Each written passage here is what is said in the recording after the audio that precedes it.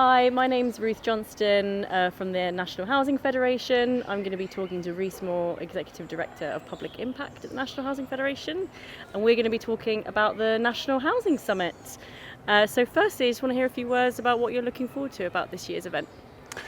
Well, it's a summit that's taking place just ahead of what will be a general election, and in my experience, summits that immediately come before a general election have a sort of quite a special quality to them, because I think it's an opportunity for the sector to come together and to really think about the kind of case that we want to make to politicians and to the next government about how we work together and how we fix the housing crisis. So I'm really looking forward to the political debate, looking forward to hearing from politicians themselves and the beginnings of their offer on housing, and fundamentally the opportunity to strike some relationships.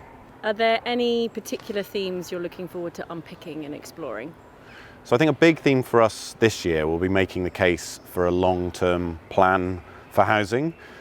We think there's been a real gap where you might hope to see a long-term housing strategy, and this is going decades back now, and you can see the consequences of the lack of a plan in terms of numbers of children living in overcrowded homes, affordability becoming an increasing issue.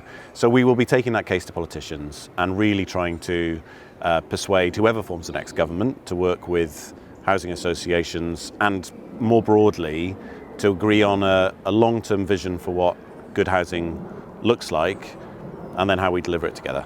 At this year's summit, there are loads of opportunities for members to get involved and shape our work, in particular through the hackathons. How do you envisage those working, especially on the general election campaign? So I think hackathons are going to be a really great opportunity to bring a range of different experiences from across the sector together to think creatively about the general election and how we engage with politicians, think about how we communicate, some creative messaging.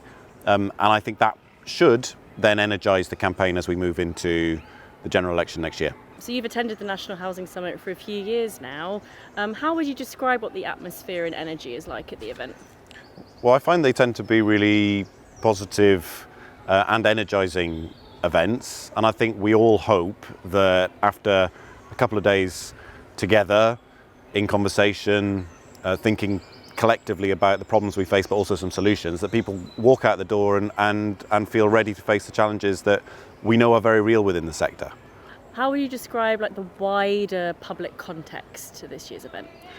Well, we've done some polling recently that just goes to show how much the public feels that more action is needed on housing.